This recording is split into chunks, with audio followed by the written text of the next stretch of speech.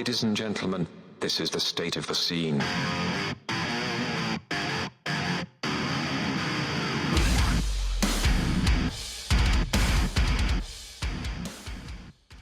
Yo, what the fuck is up? Warped Tour, the state of the scene at SOTS Podcast on all social media. Same here with Marcos. What the fuck's up?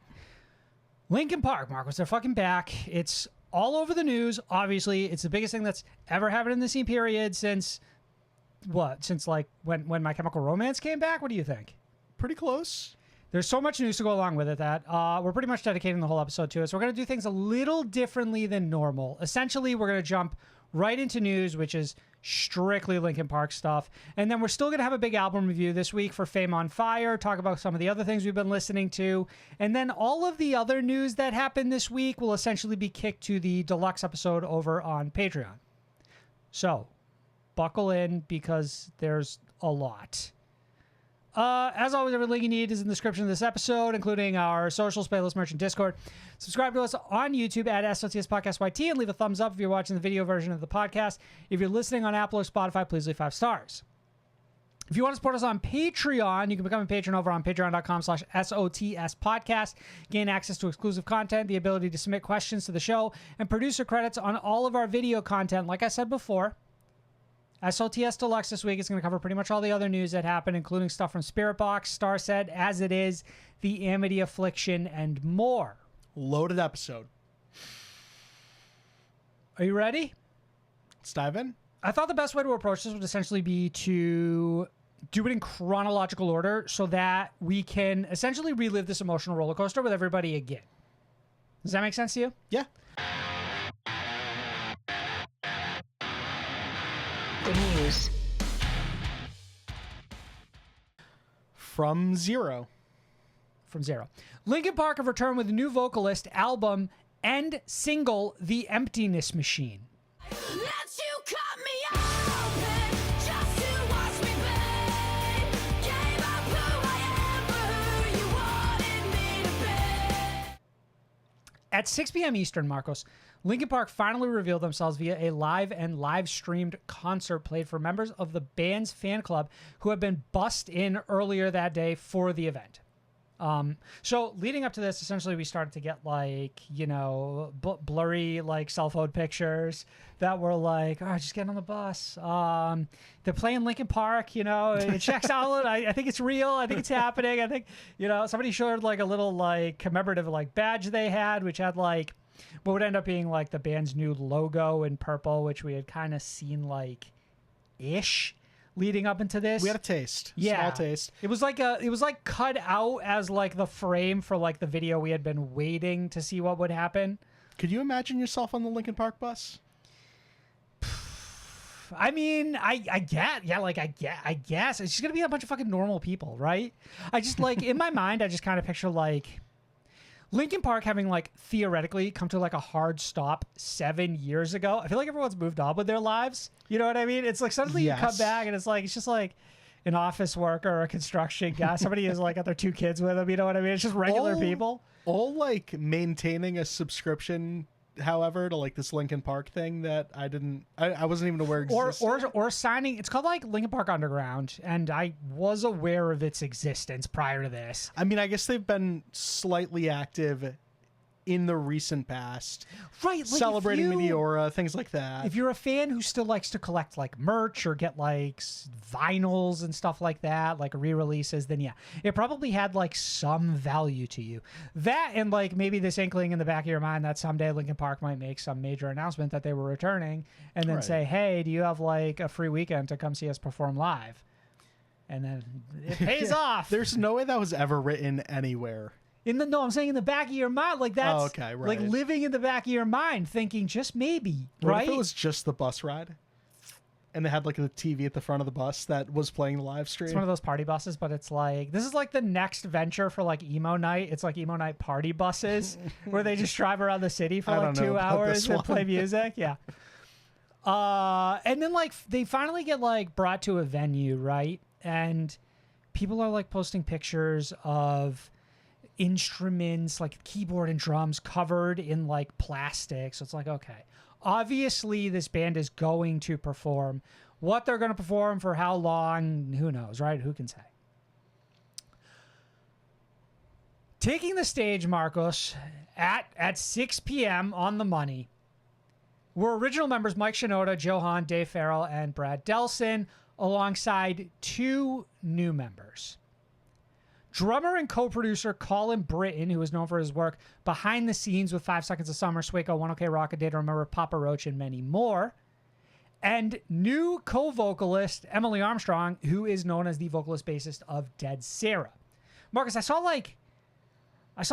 you were making some facial expressions around like Colin Britton's background. Impressed? Surprised? Confused? I mean, it's a pretty cool background. It's fairly expansive. Like, I don't exactly think of like 1OK Rock and Swaco. Like those don't exactly take up the same place in my mind. The only way it would make sense is if all of them Papa got Roach. filtered through like the label. So it's like, oh, Colin, like he's a go-to guy for like Sony Music, right? Or Warner Sure. Brothers or whatever. So it's like all of these bands who are like in and out of that label in some capacity, just kind of like, oh yeah, no, go to this guy. He's great. He did this with 5 Seconds of Summer and this with Papa Roach. So he'd work for 1OK Rock. You know what I mean? I don't mean to challenge you, but was it? I thought it was Brad that wasn't there and another person in their place, but that they were still a part of Linkin Park. Oh wait. Maybe they weren't all there Because performing. it was 3 new people new. Right, but only 2 of them would actually be like Going forward are part of Linkin Park. right, part of the band. Yeah, that's fair. So the member of Linkin Park who was not there and also is not part of the band moving forward is Rob Borden. Yes. Was one of the other members not performing live? You're right. Now was the case. now I don't trust my memory on this. It was You make a good point because I Shinoda. do feel like somebody brought up to me immediately, okay, like there's 2 people missing. Yes. And then one of them we almost got like an immediate answer to from an interview that we'll talk about a little later on with Billboard. So I appreciate you cleaning that up. I mean, there. right, like not the biggest piece of news here, but something worth mentioning. I appreciate the clarification. Any familiarity with Dead Sarah, which is the project that Emily Armstrong came from? No. Same. I do recall audibly, like out loud, saying, "Who the fuck is this?" Like, so the band opens up with their new song, "The Emptiness Machine." The Emptiness Machine. They didn't. I mean, they Yes. kind of like opened up with it. Like they had like a 2-song like intro that was like a combination of a couple of songs, and then I think they went into the Emptiness Machine. Yeah, right. But like Shinoda starts singing it, and automatically, like you're like, I don't recognize this. Mm-hmm. And for those who have heard the song, it's like a minute of strictly Shinoda, and then eventually Emily comes in and starts singing, and that's how they treat the live performance. Is suddenly she just walks into frame. And I remember just thinking, like, well, that's not Bonnie, that's not Derek, that's not all of these other names that we've been Right, floating everyone who around had for been the floated past as a week. potential. Emily feels like an unknown, right? In some capacity, and I recognize that Dead Sarah is a band that has been active over time. They're not a new band or anything like that, but not exactly in this scene. I felt the same way. Like she took the stage, and I was like, "How do I not recognize this person? Like, how was this that not was infuriating clicking at first, for me? right? Like, I feel like I should know immediately. Having to scan the chat to see if someone else might get it, like guess it accurately. Right, like obviously I'm on Twitter for like the entirety of the proceedings, and I'm just refreshing. I'm like, somebody tell me who the fuck this is, Right. please, right? Every second is valuable. The band will go on to play an approximately 16-song set list that would include new single "The Emptiness Machine," which you mentioned there. At one point during the performance, Mike Shinoda would address the crowd, telling them that tonight they were singing for the dearly departed Chester Bennington. You know, he's like acknowledging, he's like, "Hey, I'm up here singing, we're playing, Emily's singing, but y'all are singing for Chester," which I thought was a nice moment. You know, a nice acknowledgement. It was impressive how well that specific part of the show is delivered. Because you're right, we do introductions on stage, like, hey, here's a couple of faces you might not recognize. I'm Mike. This is Emily. And then you, the crowd, are Chester tonight. And that felt really good.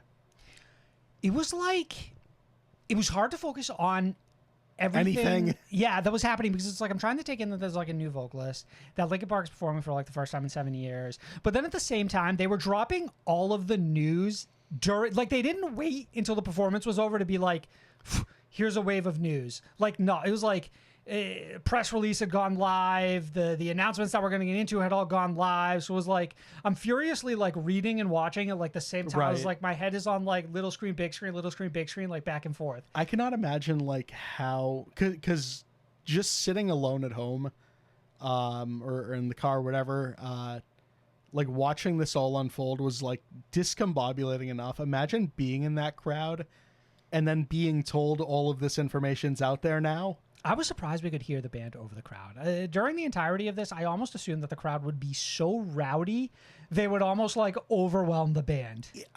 I think it must have been like how the microphones were set up to catch the audience. It felt very quiet at times. Yeah, it did in a way that was like a little weird, right? Like, I wonder if they were given like a certain direction. It's like, hey, you know, show enthusiasm, but obviously, you know, don't try to like take the spotlight from the band. You'll be ejected immediately. Blah, Right, blah, blah. right. Well, and it's funny too because like there were instances where you could very clearly hear like one audience member. So like I remember Shinoda saying, "Hey, it's been a pleasure. Glad to be back. You know, last song of the night," and then hearing one guy in the back just be like, "Oh man." I know. It's like it actually did manage to pick up some. Right. So had they been incredibly loud the entire time, they actually would have been a little like overpowering. Right. I think that like initially I was a little lukewarm on Sarah, and I think she was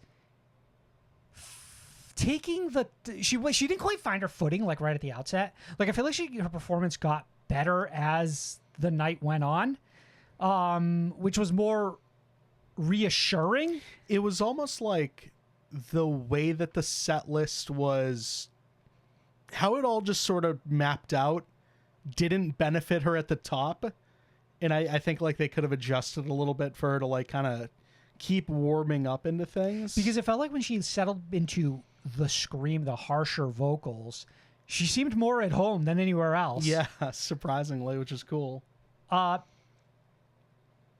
think that it's a very, very, very bold move for them to have premiered a new vocalist this way. Like, it just feels like so much pressure. That's the key part here. It's like, how do you just tell this person you're playing a full set? Like, Right, like, obviously they practice a ton leading up to it, right? And, like, you get ready for it, but it's like, I feel like it puts an even harsher spotlight on your introduction because it almost leaves a lot of room for you to misstep. So it's like, oh, you know, she didn't quite hit that note during numb or Right. something, and it's like, I don't know if this one's gonna work out. You know what I mean? yeah. But alternatively, you play only 3 songs and you have a screw up, and then it's maybe like even shakier type thing. Mm-hmm. But then again, to get everybody together and like do this whole thing, it's like obviously they were going to be playing more than 3 songs. I'm just surprised they even did all this. Like, I'm surprised they didn't just like announce everything without like the live concert. Like, I like that they did it, but I feel like it was a bold choice.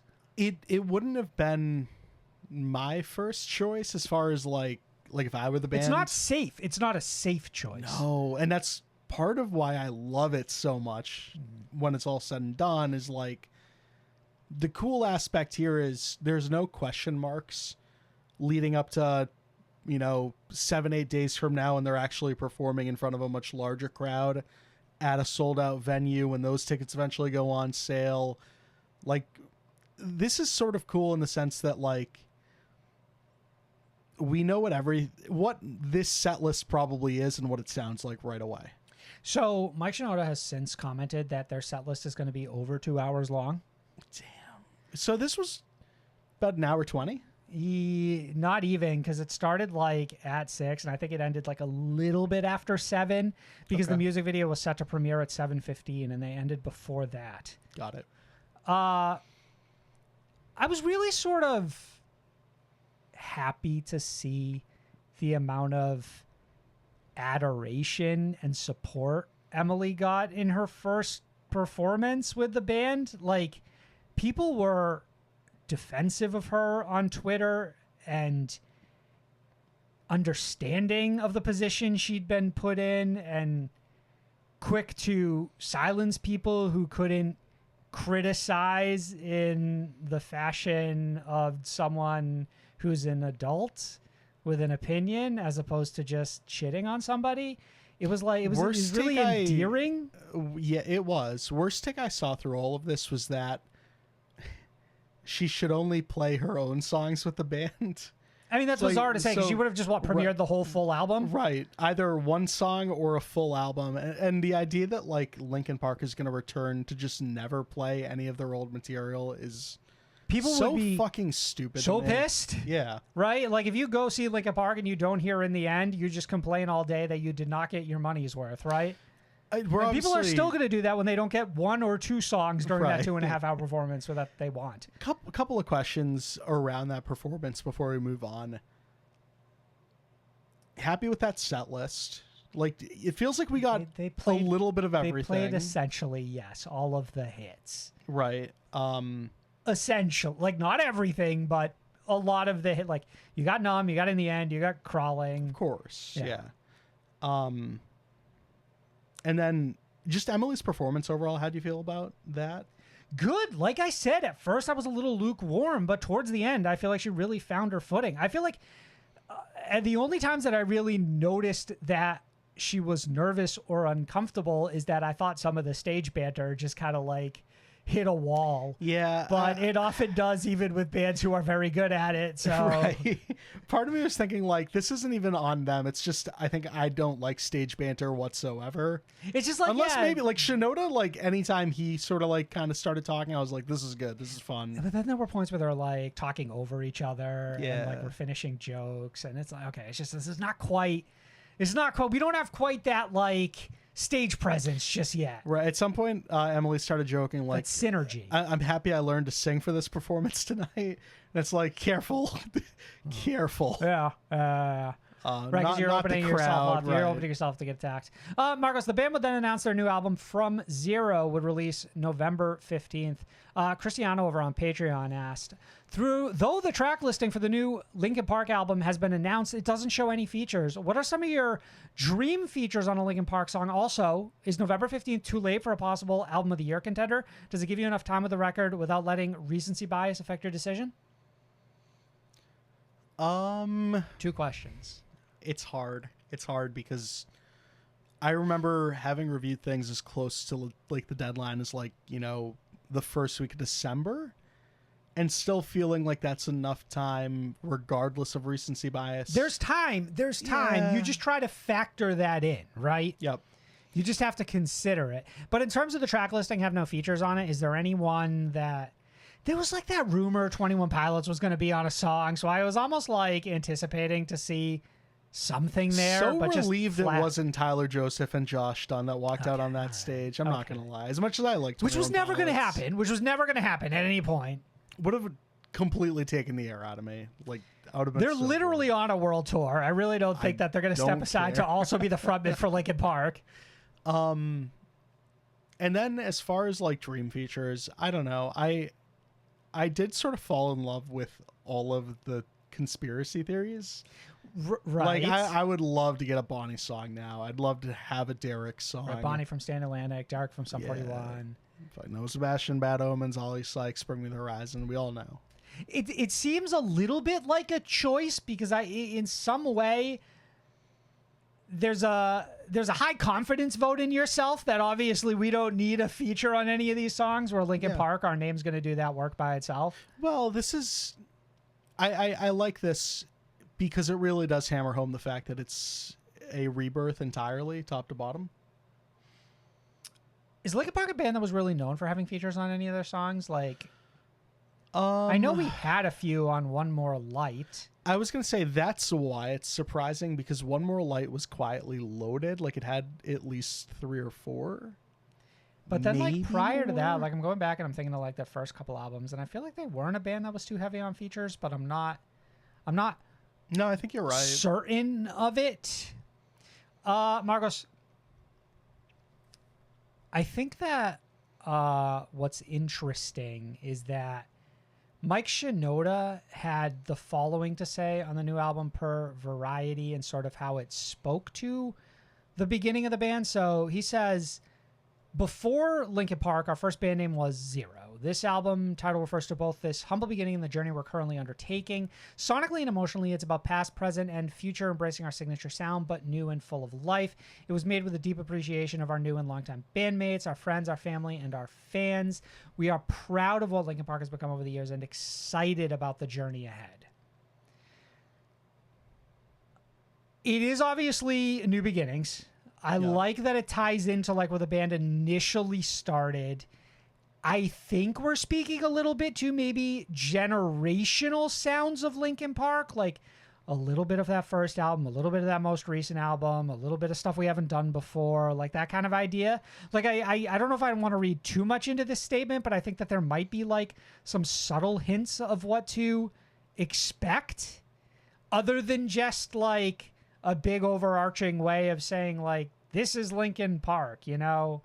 We're just doing what we've always done. It's, you know, the same band you've always come to love, but in 2024. Yeah, I mean, I don't know. I also kind of expect the unexpected. Like, if there are a bunch of left turns on this album, it wouldn't surprise me either. Just after, like, the past week that we've had to live through. I can't remember if I wrote it down later, but Mike did say, like, in a quote that, like, early on they weren't even sure if this was going to be Linkin Park. So it is entirely possible that they did approach this project in a way that they did not feel they were relegated to making it sound like a band, though God knows Linkin Park has gone through a lot of different distinct styles over the years. Right. Do you feel like November 15th is a surprisingly early time to get the album? Like Everything only 2 is months from so now? early about this. I Feels cannot fast, like supercharged. Heading into this, I really only thought we were going to get confirmation of the new vocalist. Mm-hmm. And then kind of like leading up to it, there was a lot of talk about like the new song. And even that for me was like, slow down. It like, definitely leaked like at least 2 days before they announced it. Like people Yeah. were like, hey, yeah, it's called this. It's definitely coming. Right. And then like the idea that we had like interviews drop during this performance, the album announcement, pre-orders for that album, all of the music video, all of that was like information overload for me. Yeah, that's it. That it was like emotionally overwhelming. It was like it was too much to take in all at once. It's all of these things I like desperately really was hoping for, and then getting all of it at once really just like it almost like put me on my ass. Mm-hmm. How do you feel about the album artwork? Dislike it. I'm not gonna lie. Why? It's really boring. What do you dislike about it? It just screams like every band in this scene's single artwork to me. And it doesn't really like I kind of get what you're saying. Like I don't know what it is. Like I think the logo's too small. I just don't think it has enough like pop.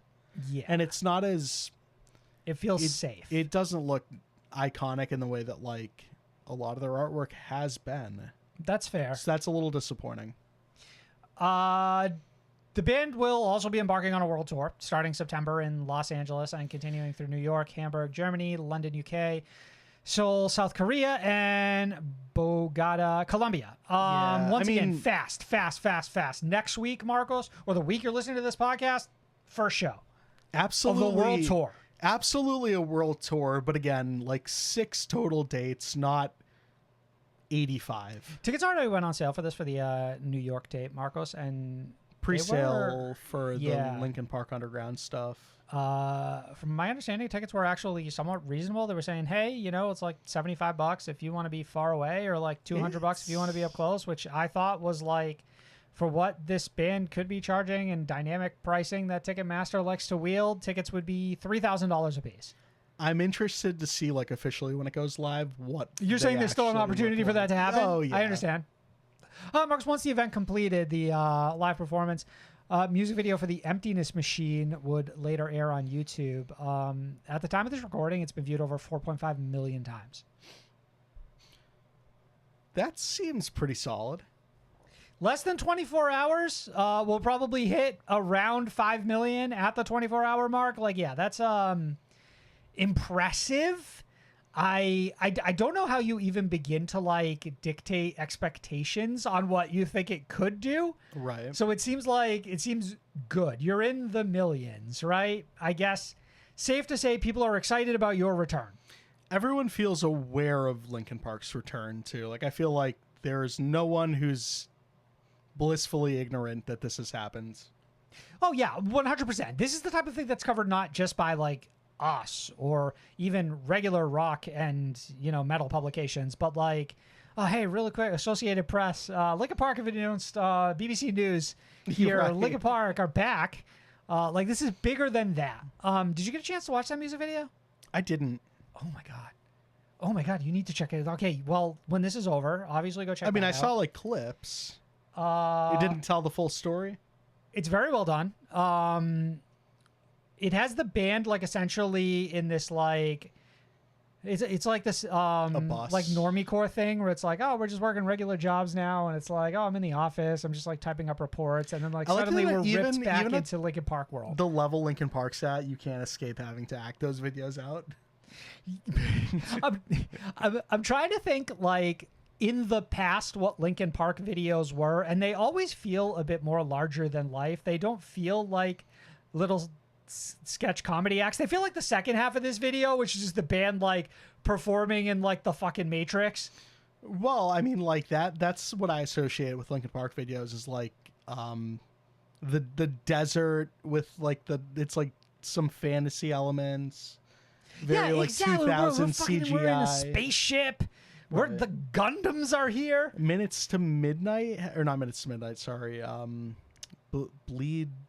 Bleeding Dry. What the fuck is the name Bleed of the It song? Out? Bleed It Out. There's like a big fight happening around the band performing or something. Yeah, the bar fight, but it's all like Right. happening in reverse. Yes. Yeah. Sick, insane, sick music videos, which this pretty much turns into. Marcos, Melvin asked in relation to the video, once again, patreon.com/SOTS podcast if you want to ask a question on the show. Are there any other bands that have embraced a video effect data moshing into their identity as hard as Linkin Park? So they essentially become like fucking constructs of technology when they're like performing this song. You know what I mean? They're essentially, they've become like part of the digital fucking ecosystem. Right. With the music players on your old PCs, essentially. I feel like I closed Come my mind, alive. and I do like remember a music video of like a band who, like, were all like numbers and stuff performing, and I can't remember exactly who the fuck that was. Like that like Matrix fucking era type I shit. know. Yeah. No, I don't know that any band has, honestly, Melvin. If I'm being honest with you, I wonder like, all right, album November 15th, first single September 6th. Two more. Two more? Shorter That's track it? listing from what I recall. Like it was 11 tracks. Yeah, which I think is normal track listing for what it's worth. Well, I mean, I could have sworn like One More Light had like, 15, 16 songs, Okay. and then 1,000 Suns, like I know I'm skipping one album, but like 1,000 Suns had like 16, didn't it? That sounds right-ish. I just don't mean to say that 11 songs does not like constitute a short album to me. That just feels like it constitutes a normal fucking length album. But like, Yeah. I just mean like Linkin Park are now sort of being reintroduced into an age where you drop 6 songs before the album comes out. That's interesting. Right? Like, has this band already banked 4 music videos leading up to this release? Do they drop 2 songs that are just like lyric videos? Like, how do they approach it? Based on how things have unfolded so far, I wouldn't be surprised if this band already had their next 2 albums written and recorded as well. Oh, that would be insane, but I guess it's entirely possible. They have certainly thought things out quite far out in advance, and I think they've had a lot of time to do it. Marcos, going live in tangent with the live performance were press release material, promotional photos, and an interview with Billboard. In speaking to Billboard, new co-vocalist Emily shared her feelings on filling the place of Chester Bennington. Quote, and going into these older songs by a singular voice that's beloved by so many people, it's like, how do I be myself in this, but also carry on the emotion and what he brought in this band? That was the work that I had to do. The feeling, the energy was already there. We were doing the album, so it's just incorporating that feeling. I had to identify what the song meant to me as a singer, not just as someone to listening to it. You got to marry the technical part and the emotion. It's Chester's voice, and it's mine, but I wanted to still feel the way I feel when I listen to the song, because that's what the fans love. There's a passion to it that I'm hoping I can fill, end quote. I thought that was a pretty, like, textbook, as sweet and thoughtful of an answer as you could give to something like this, right?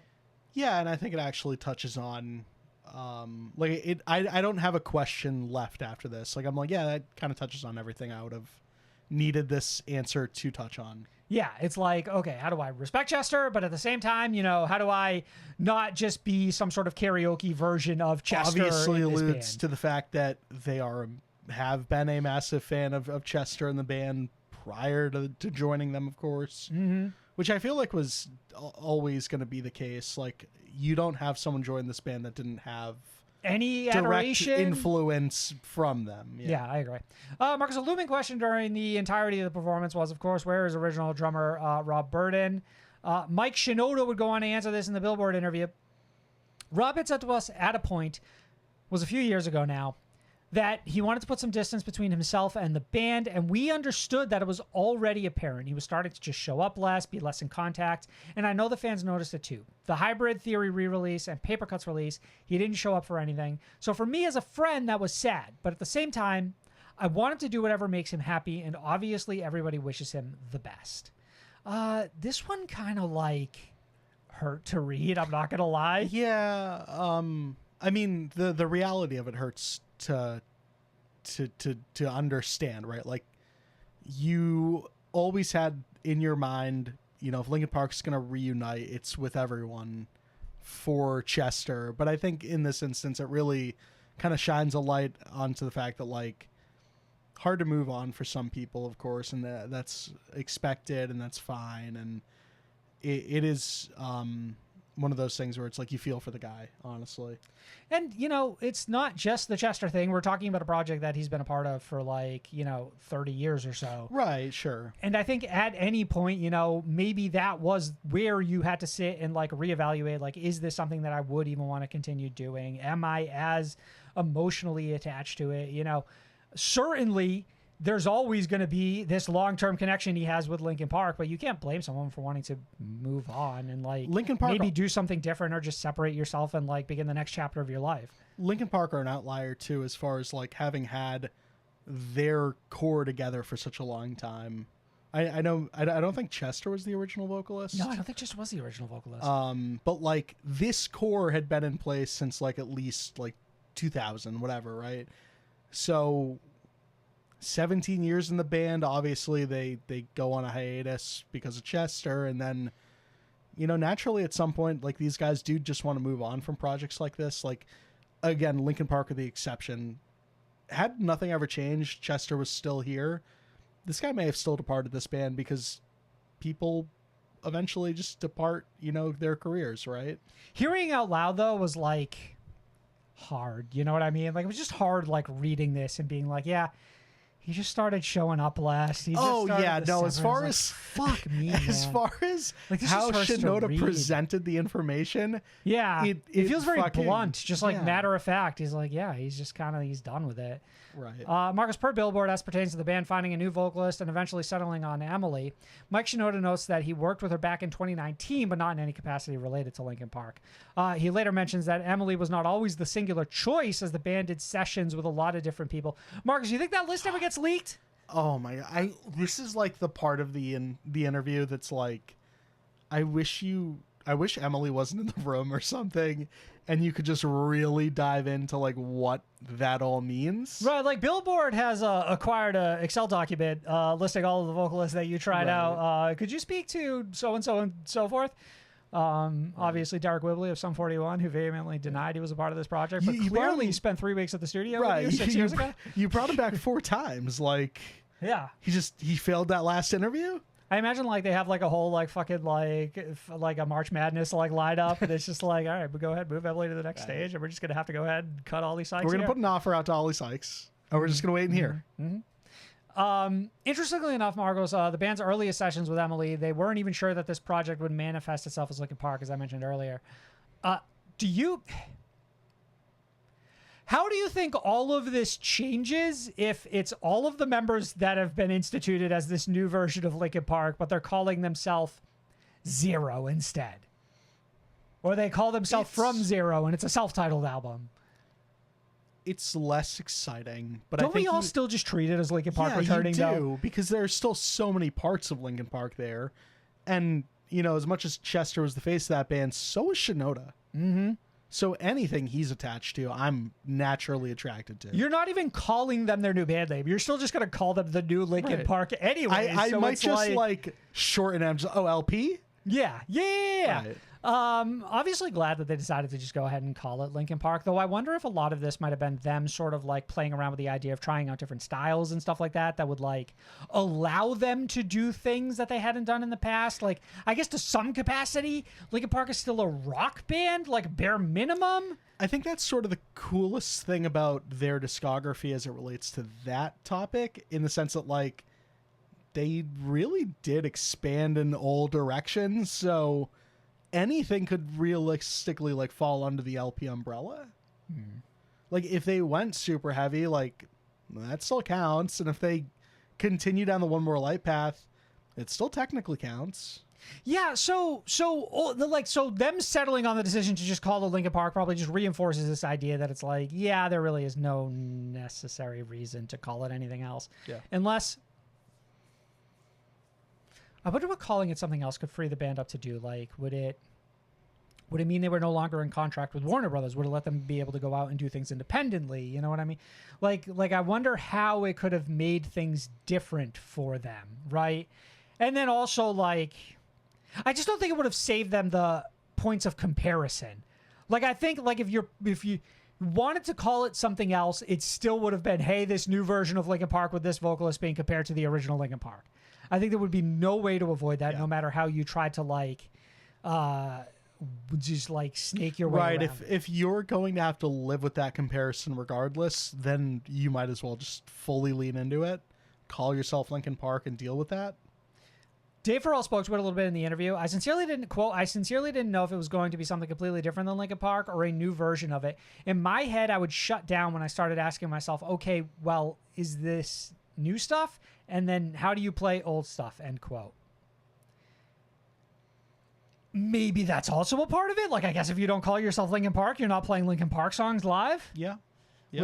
Which I guess would have been like a bold decision, right? And then in some capacity, it does free you up from a point of comparison. Like, obviously, we wouldn't have had this live performance where it's like we're playing Somewhere I Belong and we're playing Faint and all these other songs.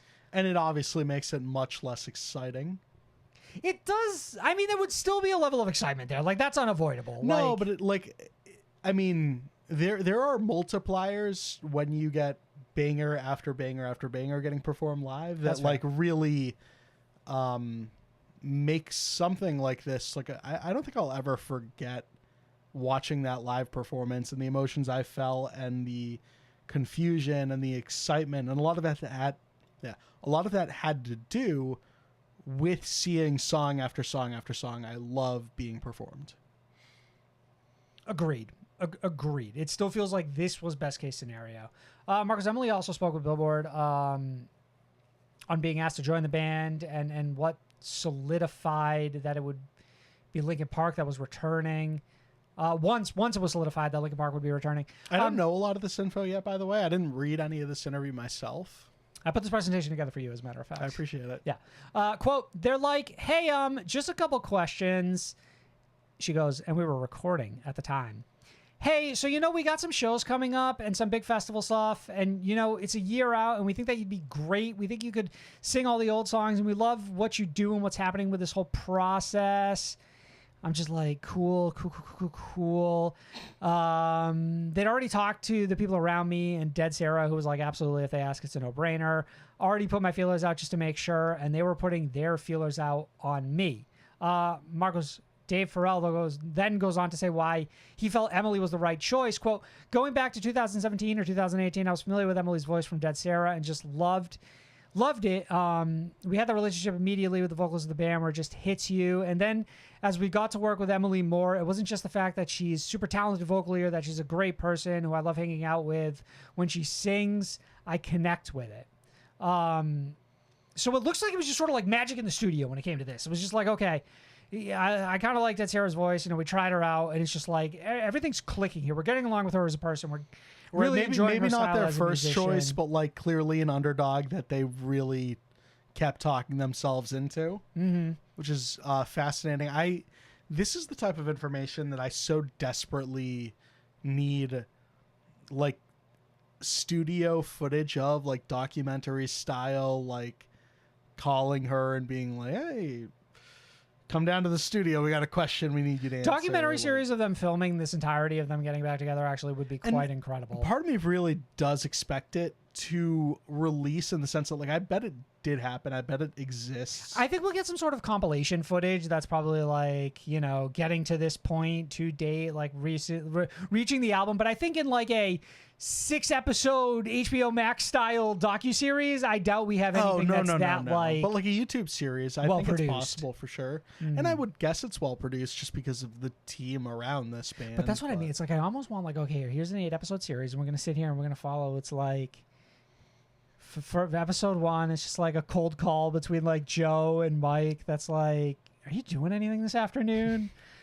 I was like, I don't know. You want to go fucking go to the, I don't know. What are the Linkin Park guys doing there for? You want to go to the skate park and like wear chains on our jeans, you know, whatever it is they got going on. A lot of votes of confidence in Emily, obviously. There was a little note there. I don't know if you caught it, that while we got world tour dates from Linkin Park, there was a mention of festivals there, which we obviously haven't had anything announced yet. Not surprising in any way, but like confirmation. Big ones feel like, okay, hey, this band's probably going to play like Download or Lollapalooza. Headlining when we were Young Fest next year. Sure. Marcos, finally, Mike confirms the band expect to do some hard touring in 2025 as well, so you can sort of add that to the excitement for shows and stuff like that, and the festivals, obviously. Right, like, and that's the thing too. It's like we obviously have talk here about doing a world tour in these coming months, but like it's 6 dates. It's fucking spread across the world. Don't get me wrong, but like here's where I really need like the 80 date announcement of like we're touching every fucking city in Germany. We're going to every state in the United States.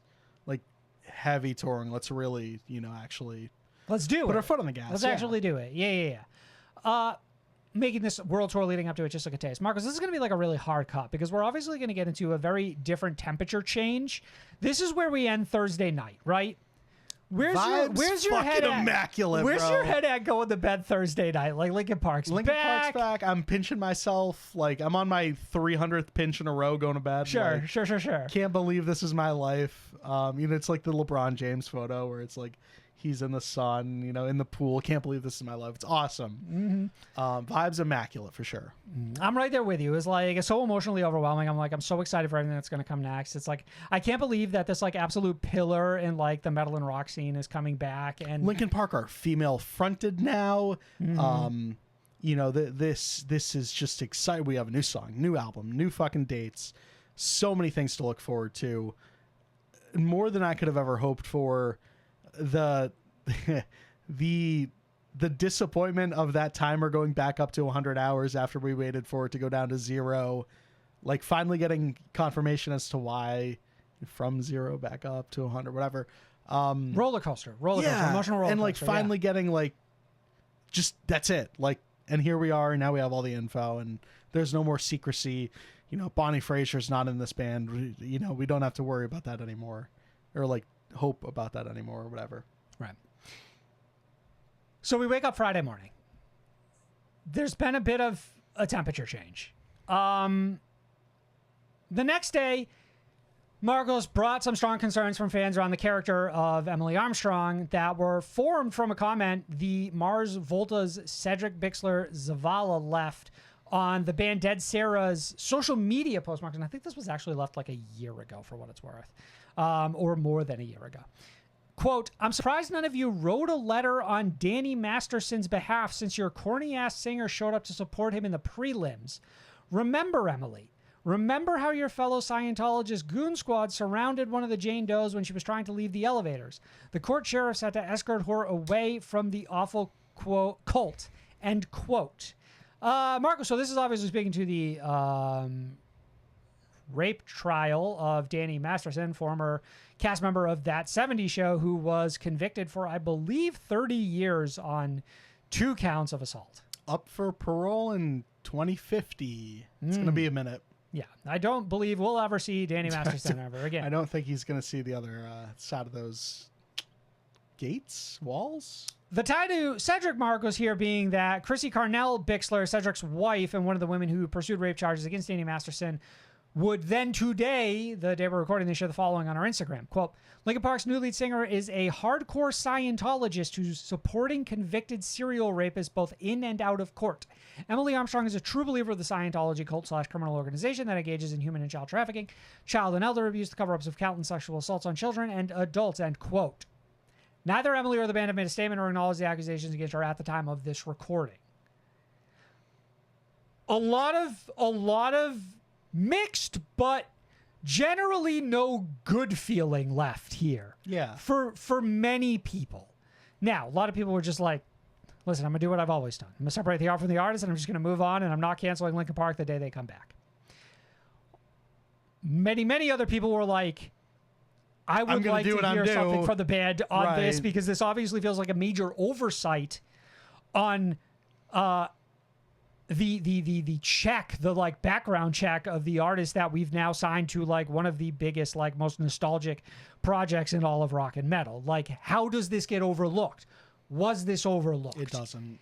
If the band had known about it, why have they chosen not to make a statement on it? Would we not have already prepared something?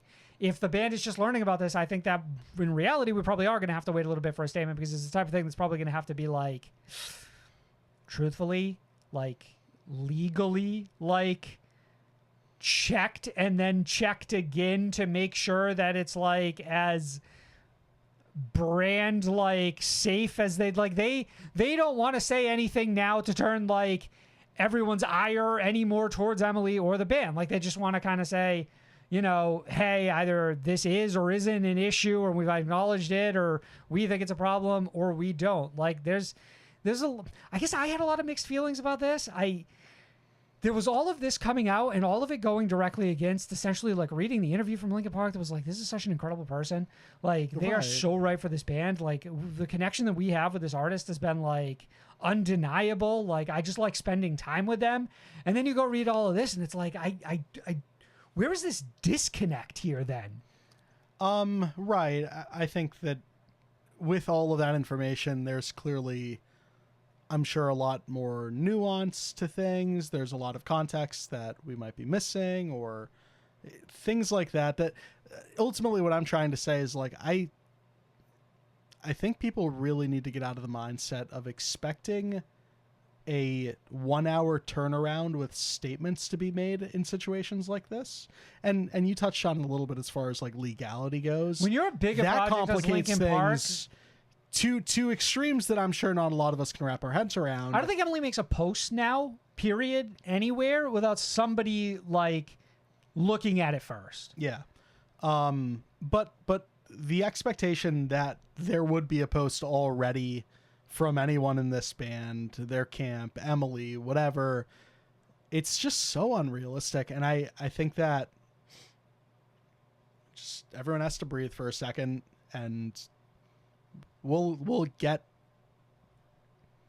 word, confirmation, info, statements about all of this eventually.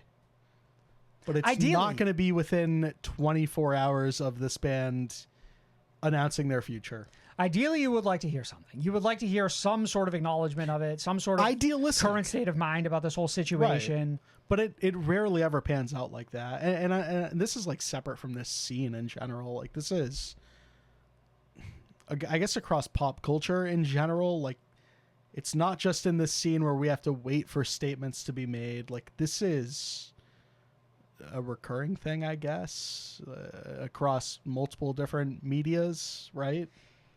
It feels like at the very least this gutted my optimism about the whole project a little bit, because I think that like what was a pure joy from the outset of having this project back has now been undercut a bit by learning a little bit more about Emily and thinking, okay, you know, I don't generally agree with the decisions she's made in the past here. This is not a great look. Well, And I guess like many people, you and I just go from like having no idea who this person is, in extreme excitement around learning who they are, their role in this band, what that future looks like, wanting to scream it from the rooftops, you know, as far as how excited you might be, and then the following day having to look at some of this information and then thinking to yourself like, that was fun while it lasted.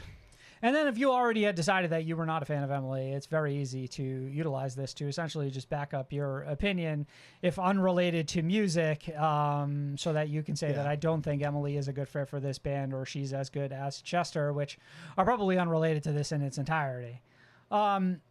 Overall, it's like now I'm cautious. I'm like, okay, I still want to be excited here. I hope that, you know, something is said, something is changed, something is different here that would sort of help ease my feelings about trying to support this band moving forward. I certainly, you know, have a lot of love and appreciation for Linkin Park as a project and the other members of this band. So I guess we're sort of going to have to wait and find out and see how this turns out.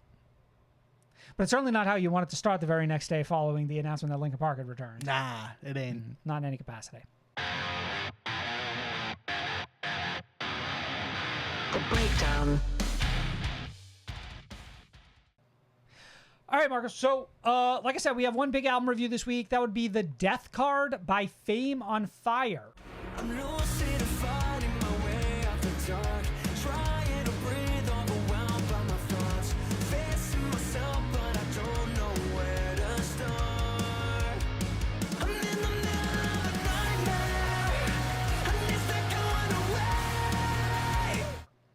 Key bullets here at the top, Sam.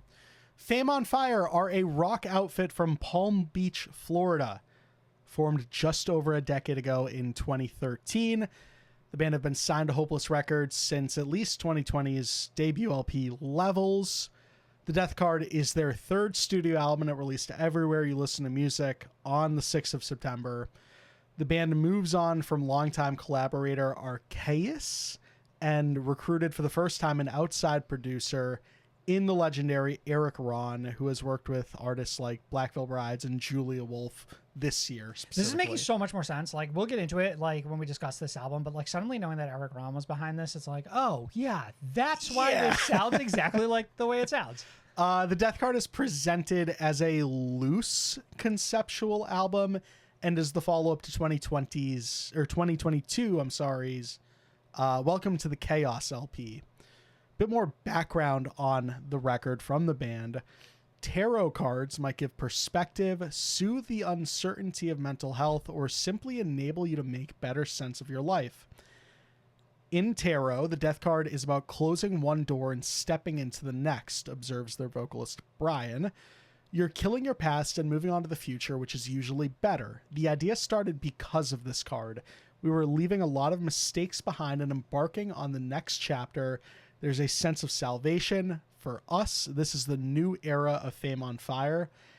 From an interview Brian did with Alessandro De Caro for the Pretty Colts, that website, the idea came from our bass player, Paul. He got on the bus one day and asked, what if we did a tarot card theme for the album? Which is such a spontaneous, like I'm imagining it's a very spontaneous thing for him to say.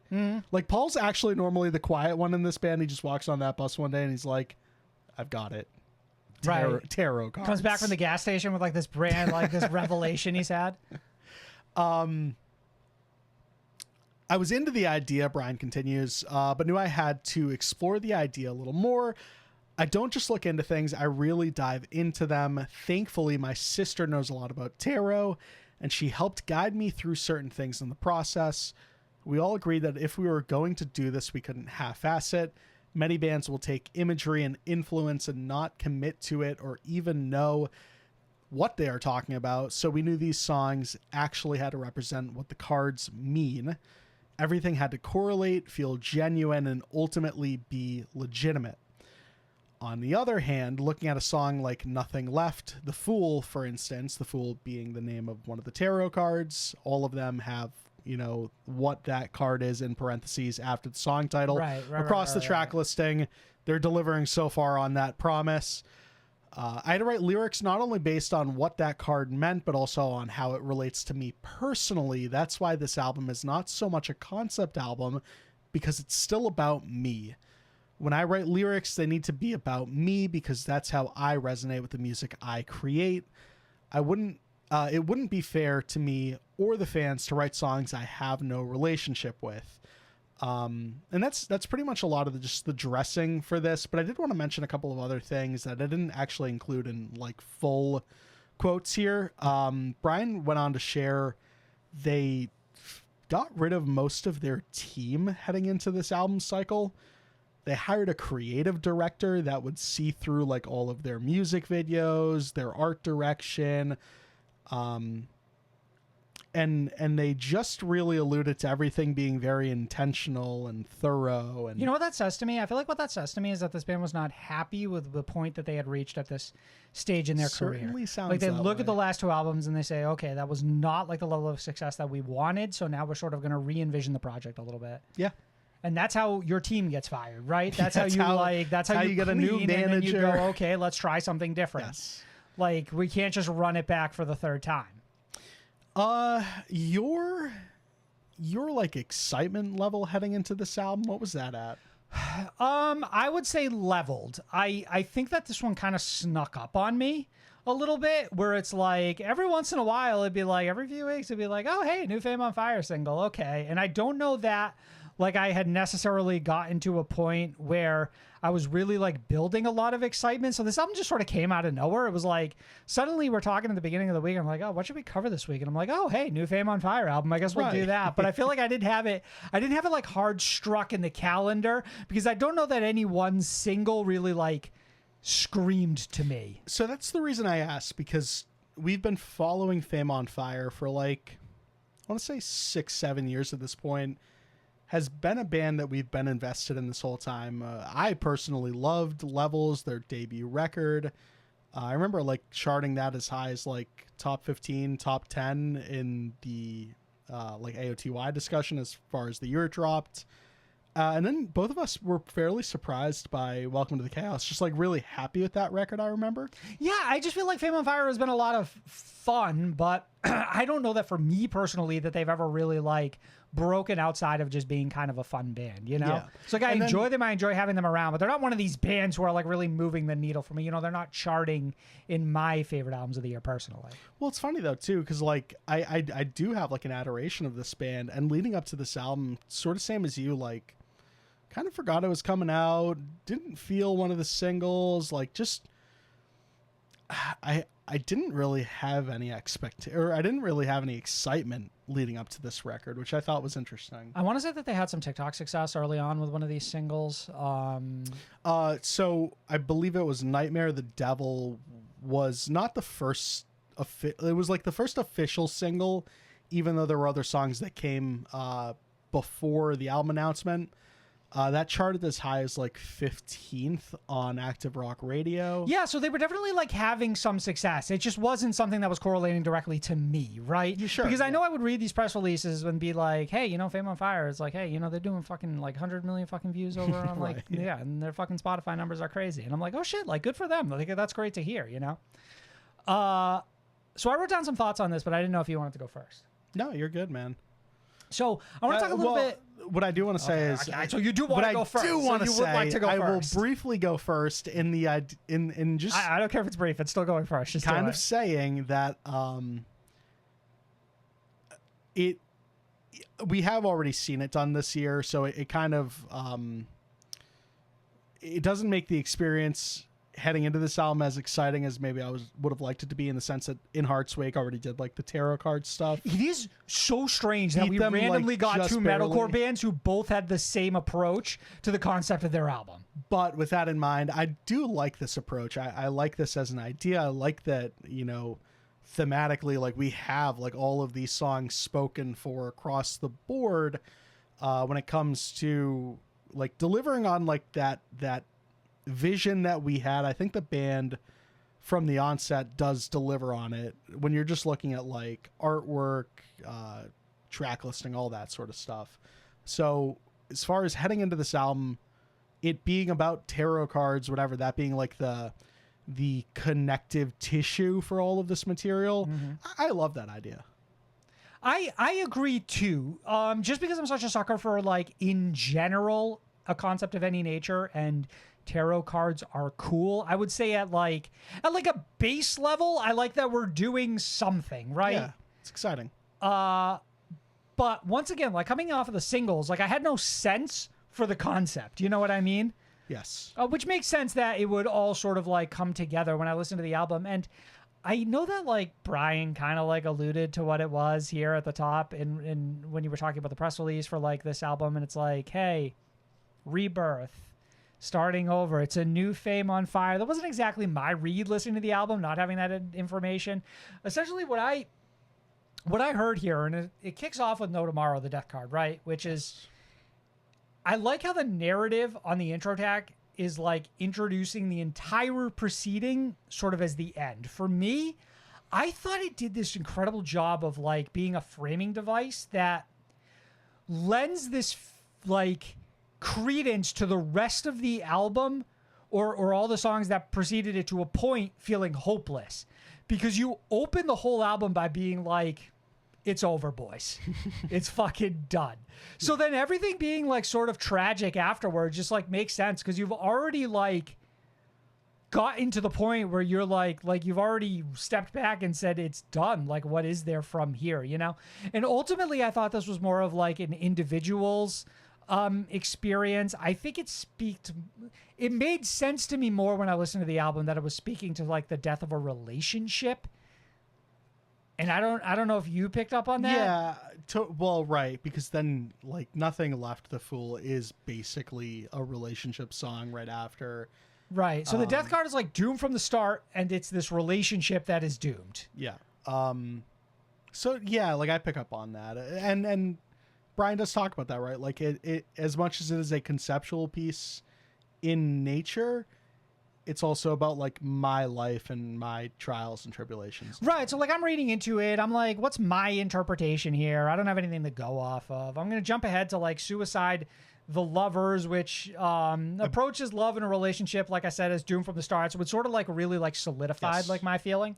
And that theme just sort of like is weaved into individual tracks now because it feels almost like Suicide the Lovers is doing like the entirety of the album in one song. It's like, hey, if you don't get it, here it is. This is what we're doing, like right here in this individual track. Yeah. And I want to say the Death Card and the Lovers were both singles too. So it's like this band knew like that, like these were like the prime examples of what they were trying to say. I just needed the album to understand what it was. Yeah, I think it was specifically Suicide the Lovers did not click when it first released, and I was like, I don't know what this is.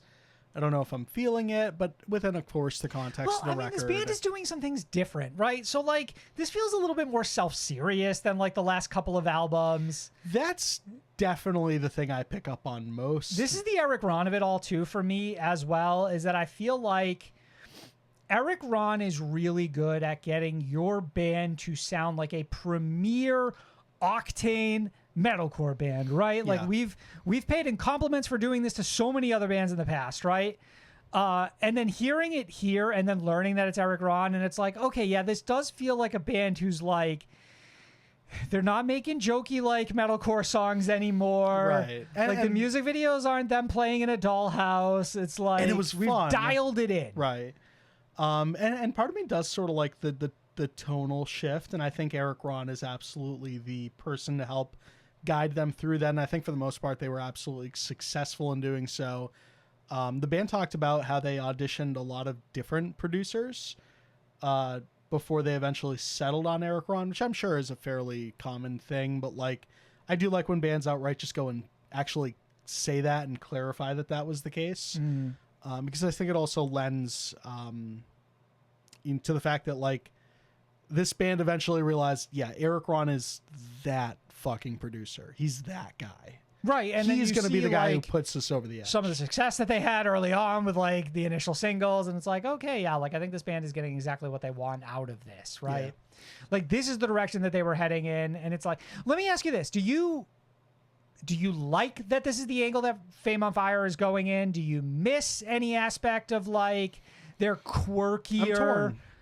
torn. metalcore. So much of this band's identity early on was them like making cover songs of like hip hop tracks and other popular pop songs. Well, so and much so then- that they acknowledged it in the intro of their debut record and like a funny Right. little sketch comedy track. Turning around and saying we're not a cover band. And Right, yeah, breakdown.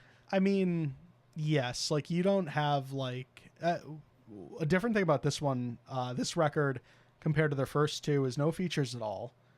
And the features were some of my favorite part. Like seeing this band sort of bounce off of other talent was always a cool aspect and something I enjoyed across their material prior to this album. Does this feel like such a distinct choice for bands now when they like explicitly have no features on an album when it's become it such feels common so nature? much more intentional now. Yeah, like obviously you're saying it's not just that you decided, like you decided It's- no features on this record. It feels so intentional to the point where when bands do it, like you're saying, it feels like the idea of a feature was like just scrapped. Like they were like, it's not happening. It's intentional. I want to say it's intentional to be like, hey, we're saying that like all you need is Fame on Fire in here. We just want this to be a full-on introduction to this band. We don't want any distractions. right. Moving on to sort of the concept a little bit, Marcus, I thought Us Against the World was sort of a turn towards hopefulness. So we've sort of started like it was like this downward trajectory the whole time, and now we're sort of starting to add. That's the one where upwards. I did think there was a feature. I'm like, they got the chariot on this one. Damn. That would be a hell of a choice if that was the singular feature on here. I like the self-awareness of Us Against the World in terms of like if something is doomed, you have a say in it, and it's not just like predetermined by fate, which is almost like the nature of the whole tarot card theme and where we started. Right. So it feels like a little bit of like a change in the narrative, like a noted one. I think that Brian does a good job of really showcasing his vocal style on here. I thought Chains was a great example of that. Like he's like a really compelling vocalist, and he knows how to like be alluring in every single track in a way that's like very subtle. Like I wouldn't say there are any like hard direction changes or that he does anything that's like otherworldly, but he is a talented vocalist. Yeah, I've always been pretty partial to And Derek Brian's Ron definitely brought vocals. the best out of him. Yeah, and I do sort of like that. There's definitely like, and this is intentional based on the conceptual nature of it all. Like, there's more of like a storytelling type thing going on as well, and it's still Fame on Fire. Like it's you're still getting your big hook, and it's slightly repetitive at times. Like that's still there, but in terms it of is style, you're right. different. They're not dramatically different. Like I feel like maybe we've toned down a little bit of the rise core of the first album. We're almost like exactly in line with the second album. There's little electronic elements here and there. There's still a little bit of breakdowns. There's a little bit of screaming, but for the most part, these are just like really catchy, heavy rock songs, Yes. right? Yeah. Unalive. It's It's literally permanently impossible. fucking ruined. It's ruined. It's impossible for me to take this song seriously. It fucks me up so hard. I I almost thought, are they doing this as a joke? Like, did they choose Unalive? Because it was almost like I was listening to the song and it was like, I almost feel like this lyric would have worked if he just had like Dead Inside, but Unalive feels like such a choice. Because for me too, in my experience, wasn't paying attention to the track listing at that point. So I do hear them and like say that word out loud, and I'm like, I had to like pause and like go back. Are you and intentionally re-listen. being funny? Are you trying to hit a TikTok trend? Or what are we doing here? Well, that's like, the what thing is this too. choice? It's like this entire time I've gathered that things are different. Like this band has explicitly told me things are different. There's a tonal shift, and then they use the word Unalive, and I'm like, is this tongue in cheek? What are we it feels doing? silly goofy. It feels almost like you've PG rated your song for like radio or something, right? Which is sort of annoying because there's a line in there I really like a zombie decaying, my heartbeat is fading. I thought was a really like hard little line. Okay. Like it was like that was clever. Like that was sharp. But it's like it lives inside of like this absolute like nightmare of a monster track, which is just like the whole chorus being I feel so unalive is like, oh my God, stop. I can't take this seriously. Like I'm sorry. Right. Like we should have just taken it back to the fucking drawing board because like I know we're all online enough to know that is essentially like what has become a comedic It's not even way. the name of the tarot card. Like we could have settled on a different word Right, it somewhere. could have been anything. It could have been anything. Where I end though, it's like I liked Closure, and I like all the songs on here. I felt a little unfulfilled by the ending from a conceptual nature. I didn't feel like I got to the end of the song and I had like some grand revelation or some like rewarding closure. The last song is Lie to Me. It's not actually closure, but Well, there is like sort of a bit of like a stop and start again nature to it that like I can appreciate as far as like storytelling goes. Like this album is just doomed to infinite loop itself. But I feel like repeat we start itself. at the bottom and we kind of stay there, but then we start to like trajectory sort of comes up a little bit. It's like, is there going to be like a change here? And I feel like a song like Lie to Me in theory could be like this like left road or right road. Like, are we damned by the narrative or are we somehow going to beat it and change everything? You know what I mean? But it felt me like I wasn't able to like glean from that song where we really end overall, like emotionally, which sort of left me a bit unfulfilled. Right, it doesn't end up being the most impressive conceptual album. I do like Right, that and to be fair, the band's like, it's a light concept, like... I like that they aimed for the stars. I like that the approach was very clearly different this time around. Does it result in a collection of pretty solid tracks? Yes.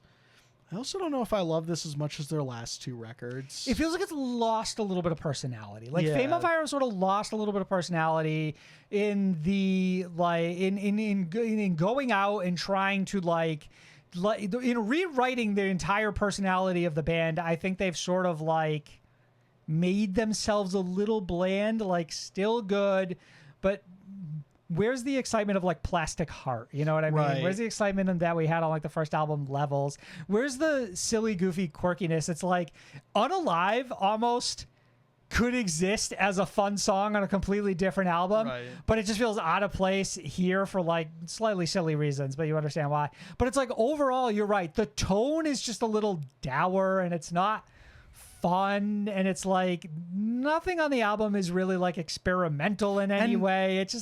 It's a little bit by the numbers. Right, and a lot of this might be okay if you didn't associate this band with all of the opposites of that prior. So, like, again, I can totally, like, respect wanting to go out and do something different. I think for the most part they do deliver, but it comes at the expense of a lot of the Personality. stuff that I adored. Yeah. With the emphasis being on personality and, you know, like sauce and stuff like that. And Yeah. I can respect if that's not what they're interested in doing, but it also does make for a less Or exciting... hasn't worked for them, which is why they felt they needed to make a change. That is part of it too. Like, I don't exactly know the angle in which they were discontent in where they were. Like, was But it... I think you can read between the lines. I think when you let go of your team and you get a new team, it's like because we need a fresh direction and we have not had the level of success that we hope for. Because if everything is going great and you're exploding as a band, it's like, okay, let's keep doing that, boys. It's like we're killing it. Unless you feel so like creatively like empty Right. that you need to change things to make them exciting for you. But this feels like this album doesn't speak to that to me.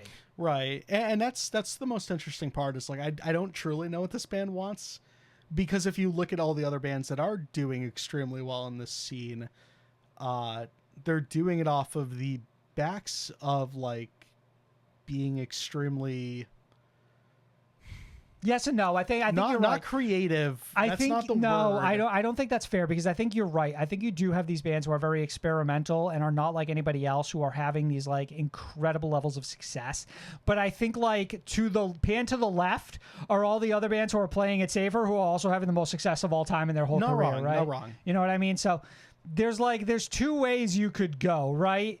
And Fame on Fire chose one, and I think it's going to quietly pay off for them in the long run, probably, but it did sort of make them slightly less exciting. I do expect a lot of people to like this, but I almost expect a lot of new fans to find this and enjoy it. I am curious if a lot of longtime fans like ourselves find themselves in similar shoes where there is a key aspect of this band that you adored that is now missing, and how do you reconcile with that? I think the problem is that when it's bands within the alternative scene, you have a certain level of expectations for them to be more experimental, outside of the norm, doing something a little bit different. And we have a lot of bands who are just sort of settling into a very familiar sort of rock and metal sound that works because it has a very broad appeal, but it's not as exciting for all the reasons that we come to the alternative music scene to find bands. Right. Right. Marcus, we also listened to Distortion, the new album from Future Palace, out now via Rising Empire.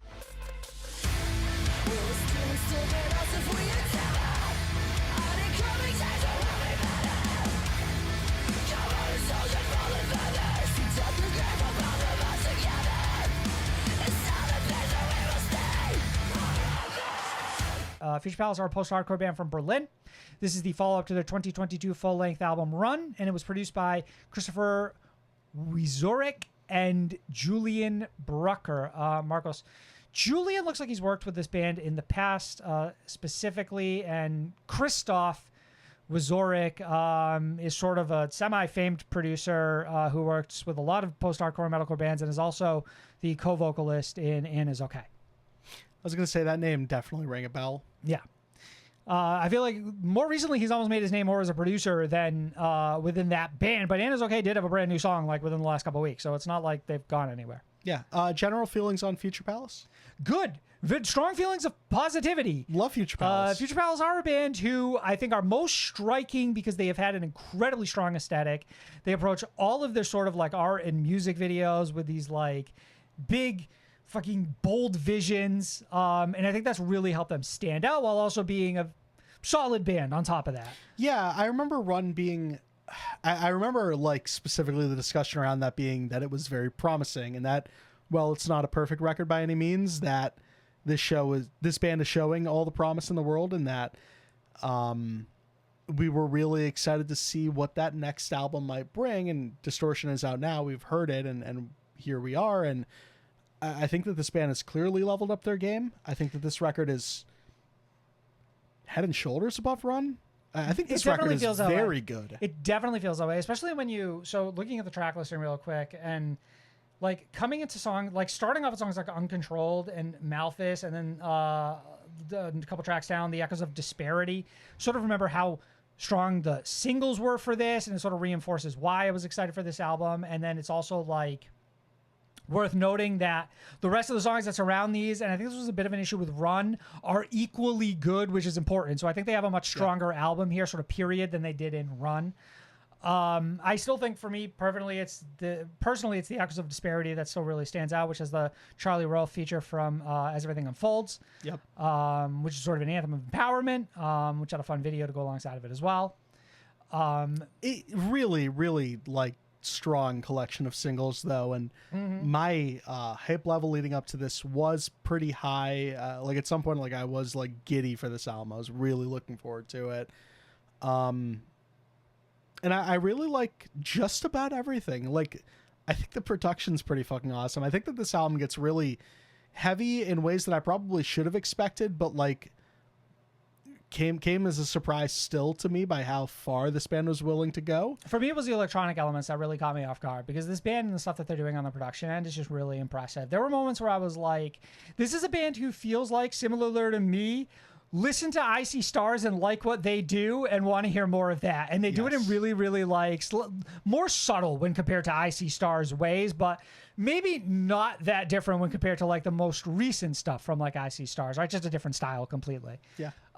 They Take What They Want, I think, was a really standout track for me. I like when this band is sort of talking about like real things, like we're discussing like serious topics, and They Take What They Want is like a song about like war, and whether it's explicitly about any individual war at this current time or in the past, I can't say, but it obviously feels as if it speaks to all of them at once, and I thought that made it a very powerful song for that reason. And overall, yeah, I think I walk away from this it honestly being my favorite thing I heard this week. It was definitely the one that I immediately wanted to go back to. I was like, I want to spend more time with this to further develop my opinion. Yeah, on it. yeah. Which is why I'm sort of... It's like, you know, we hard agree. It's like, okay, we're going to do Fame on Fire. Like, that's the review. And then I listen to something like this and I'm like, ooh, I could have really picked this apart as well. Not wrong. Like, given more time, I think I could have, like, had very strong opinions on where I think they went with this and, like, what the concept of it might be behind everything. Definitely a hit, though. Check it out. Marcus, we also checked out One More Time Part 2 by Blink-182 out now via Columbia Records.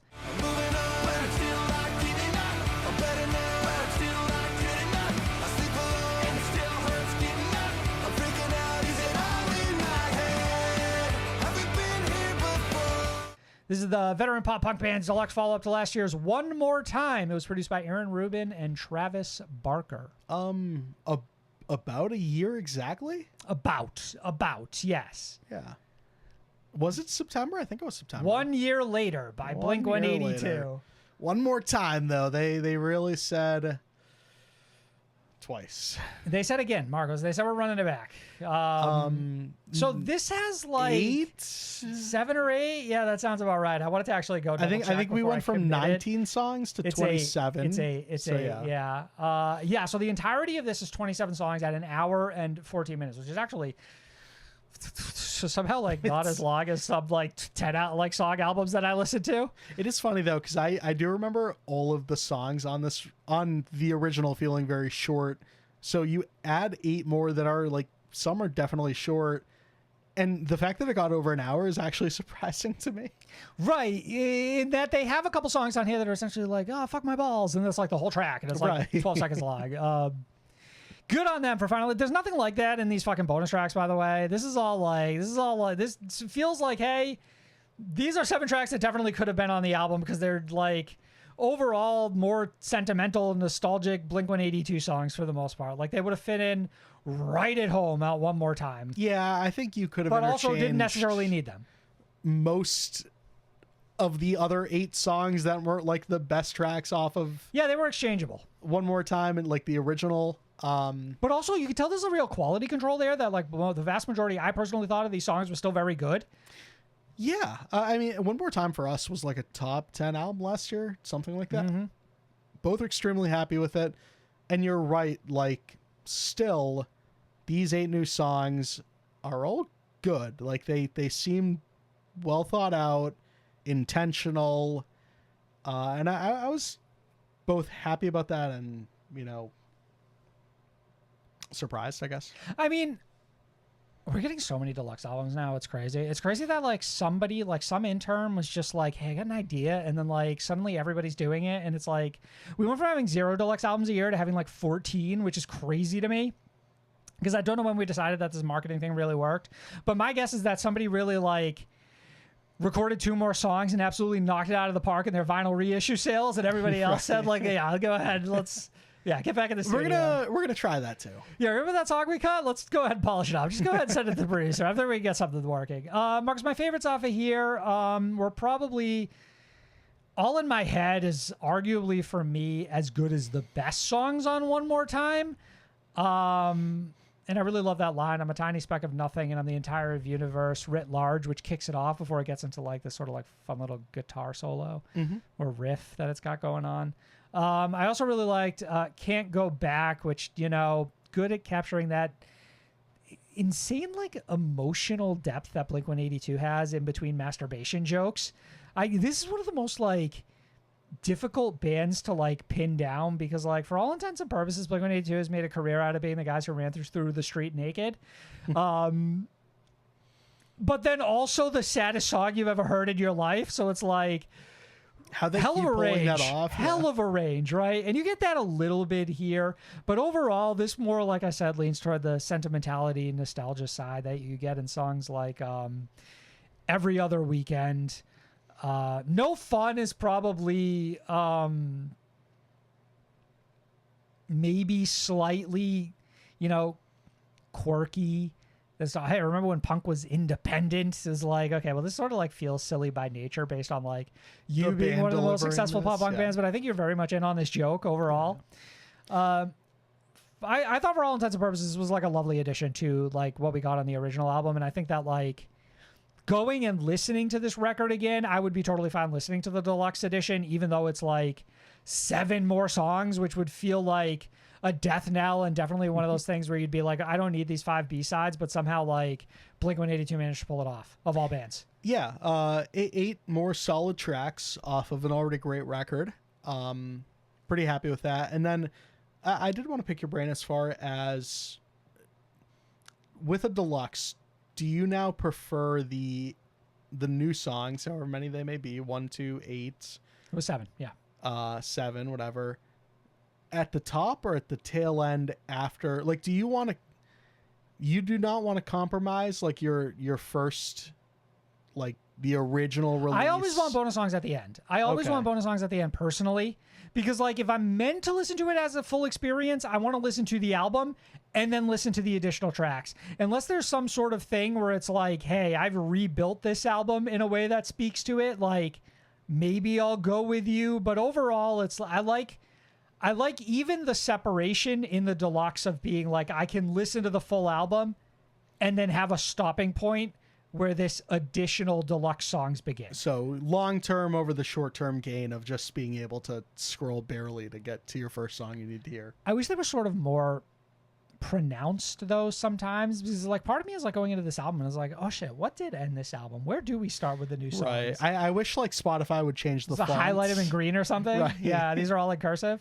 Hey, here's the songs you haven't heard yet. Yeah. Anyways, it's been an episode. Hope you guys enjoyed it. Once again, patreon.com/SOTS podcast. If you want to hear our thoughts about all the other news that happened this week, we'll be back next week. I'm sure other stuff will have happened. Hopefully good. We'll see. Who knows anymore? Love you. Bye. Good boy.